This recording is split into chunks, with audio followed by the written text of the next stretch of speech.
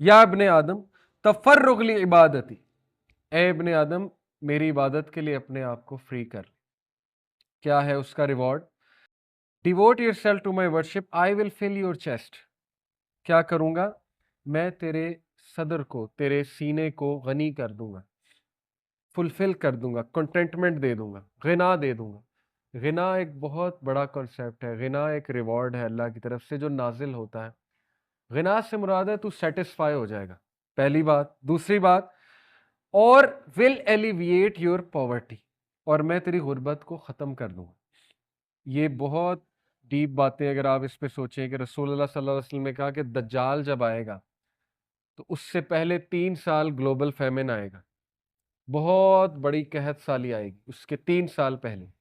اللہ کے نبی صلی اللہ علیہ وسلم نے کہا کہ اس دور میں سبحان اللہ و بحمدہ سبحان اللہ العظیم کافی ہے تمہیں، یا غالباً سبحان اللہ والحمد للہ ولا الہ الا اللہ واللہ اکبر، اس میں مجھے تھوڑا سا ہے وہ، لیکن آپ چیک کر لیجئے گا، ان میں سے کوئی ایک ذکر ہے۔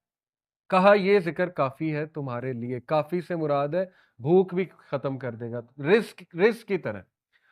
ایک صحابی آئے رسول اللہ صلی اللہ علیہ وسلم کے پاس، غربت کی شکایت کی، ان کو بھی یہی ذکر بتایا، ان میں سے ایک غالباً سبحان اللہ و بحمدہ۔ کچھ عرصہ بعد وہ صحابی آئے، شکایت کہتے ہیں میری ختم ہو گئی۔ کیسے ختم ہوئی واللہ عالم، شاید لٹرلی ٹینجیبل رزق مل گیا، یا انہیں فلسفہ حیات سمجھ آ گیا اس ذکر سے، یا غنا مل گیا۔ بہت سی چیزیں ہوتی ہیں نا، ٹائم ویلتھ مل گئی، ہو سکتا ہے سوشل ویلتھ مل گئی، پتہ نہیں کیا مل گیا۔ بہرحال جو بھی تھا، لیکن یہ کنسیپٹس ہماری یوتھ کو پتہ ہونے چاہیے کہ ذکر اللہ قرآن مجید میں شفا ہے۔ ابھی ریسنٹلی ایک پینل ڈسکشن پہ میں تھا، وہاں پہ ایک بہت ماشاءاللہ ٹاپ لیول کی گورنمنٹ امپلائی آئی ہوئی تھی، انہوں نے اپنی بیٹے کی سٹوری سنائی، تھوڑی سی بات میں نے کی، میری بات کو کنٹینیو کیا انہوں نے کہا قرآن مجید کے شفا والے اثرات میں نے اپنے بیٹے پہ دیکھے۔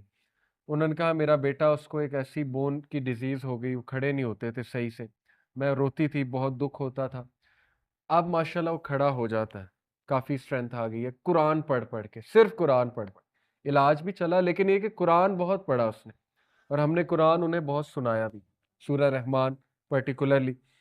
تو اس میں کوئی دوسری رائے نہیں ہے کہ قرآن مجید جہاں پڑھا جاتا ہے، اور جو قرآن کو بہت پڑھتا ہے، تو اللہ اس کے میٹرز کو اس طرح سے سالو کرا رہا ہوتا ہے کہ وہ سوچ بھی نہیں سکتا۔ پتہ نہیں کہاں سے کوئی مددگار آ جاتا ہے اللہ کی طرف سے، اور وہ کہتا ہے اچھا تمہارا یہ کام میں کرا دے، تمہارا یہ مسئلہ میں حل کرا دے۔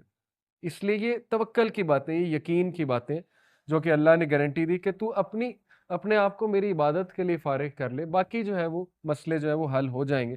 ایک اور حدیث سے ثابت ہے، اللہ کے نبی صلی اللہ علیہ وسلم نے کہا کہ whoever is focused only on this world، مسئلہ ہے صرف ایک چیز کو پرائیورٹی بنا لینا۔ یہ منع نہیں ہے کہ اس کو پرائیورٹائز نہ کرو لیکن لسٹ میں ذرا نیچے کرو۔ Allah will confound his affairs، Allah تعالیٰ اس کے افیئرس کو پھیلا دے گا، and make him fear poverty constantly۔ یہ غنا کا اپوزٹ ہے۔ غنا یہ ہے کہ ڈر کوئی نہیں، صحابہ کوئی ڈر نہیں، ادھر سے ادھر چلے گئے، کیا رزق تو لکھا ہوا ہے۔ وہ عبد الرحمن بن عوف سب کچھ چھوڑ کے ہجرت کر جاتے ہیں، مصعب بن عمیر امیر ترین آدمی، اتنے یوتھ میں ایسے ڈریسز پہنتے تھے، ایسا پرفیوم لگاتے تھے، ایسی چپل پہنتے تھے، شوز مشہور تھے، دور دراز علاقوں تک ان کی ڈریسنگ مشہور تھی، سب کچھ چھوڑ دیا، میں جا رہا ہوں، کیونکہ فیئر ہی کوئی نہیں تھا، وہ تو مدینہ میں جا کے مل جائے گا۔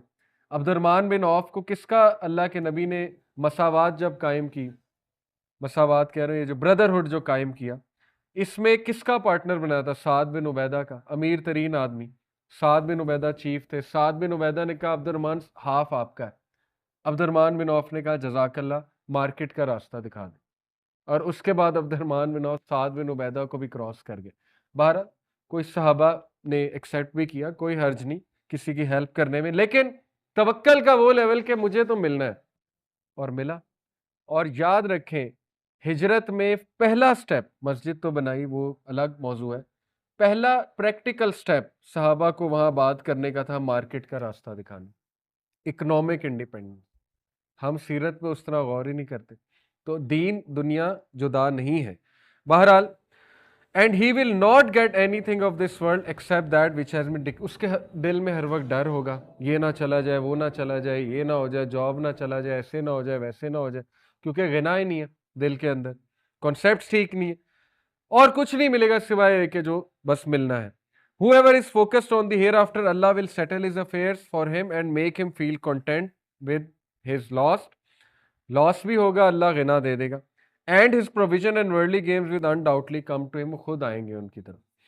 Again, ہاتھ پیر ہلانے ہیں، لیکن یہ ایک ریوارڈ ہے کہ یس کنیکشن تمہیں مل جائیں گے، اللہ کی طرف سے تمہارے بندوبست ہوتے جائیں گے. بندوبست اللہ نے کرنے، ہاتھ پیر جو ہے وہ تم نے ہلانے. تو یہ ثابت ہو گیا کہ اللہ ہی ہے جو رازق ہے، رزق دینے والا ہے، اللہ سب کچھ جانتا ہے. اللہ نے متعین کر دیا ہے 4 months پہلے، جب 4 months ہو جاتے ہیں بچے کو ماں کے پیٹ میں اینجل آتا ہے، 4 چیزیں لکھ دیتا ہے، اس کا رزق، اس کی عمر، موت کب آئے گی، اور یہ کہ یہ ریچڈ ہوگا کہ بلیسڈ ہوگا. یہ باتیں لکھی ہوئی. لیکن اس کا یہ مطلب نہیں کہ آپ انکریج نہ ہو اللہ سے مانگنے پہ، بالکل مانگیں.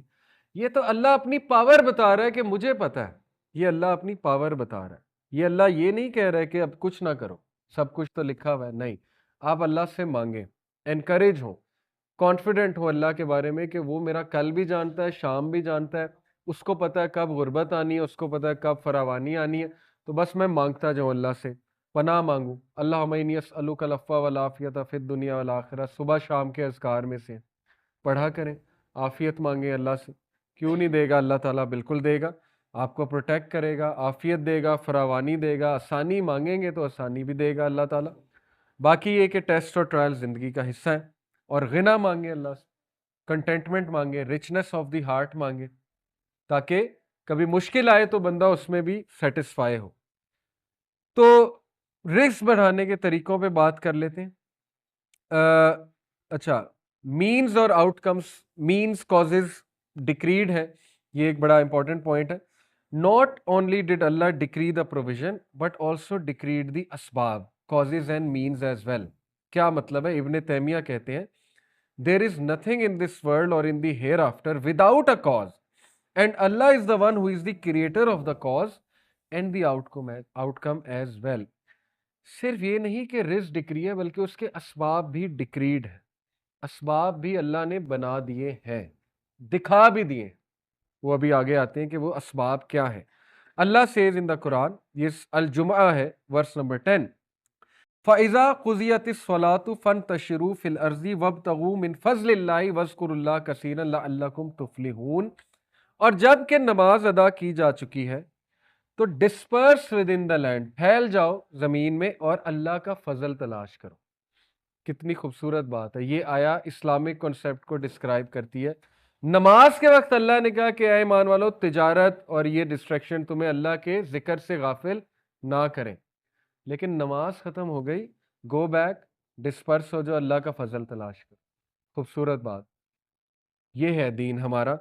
اور فضل تلاش کرتے ہوئے کیا کرو؟ وَاذْكُرُوا اللَّهَ كَثِيرًا، اللہ کو بہت یاد کرو. اللہ کی طرف رجحان ہونا چاہیے، یعنی وہ اسباب اللہ کے تھرو اختیار کرو. ذکر ہے اس میں، اللہ سے مانگنا ہے، اس میں برکت کے کانسیپٹ کو دیکھنا ہے، برکت کے ٹائم کو کیچ کرنا ہے، ان اصولوں سے چلنا ہے جو اللہ کے ڈیفائنڈ اصول ہیں. برکت کیوں نہیں آئے گی؟ نبی صلی اللہ علیہ وسلم کے بتائے ہوئے اصولوں پہ چلنا ہے، صحابہ کے اصول اختیار کرنے ہیں تاکہ تم لوگ سکسیسفل ہو سکو. بڑے بڑے انٹرپرنورز ہیں، اپنی انٹرپرنورشپ کر کے اپنی کمپنی بناتے ہیں. ان سے میری ریکویسٹ ہے اپنی کمپنی میں دروس کرائیں، پھر دیکھیں رزق بڑھے گا، برکت آئے گی. قرآن پڑھائیں اپنی کمپنی میں، قرآن کلاس رکھیں ویک میں.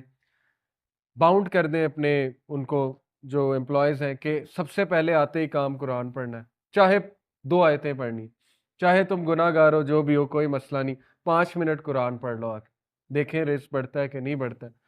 تو ان سے، ان کے کنٹرول میں چیزیں ہیں، وہ کر سکتے ہیں اور انہیں کرنا چاہیے.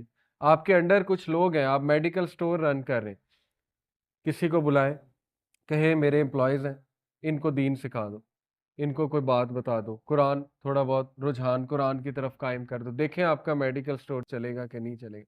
اللہ نے چلانا ہے.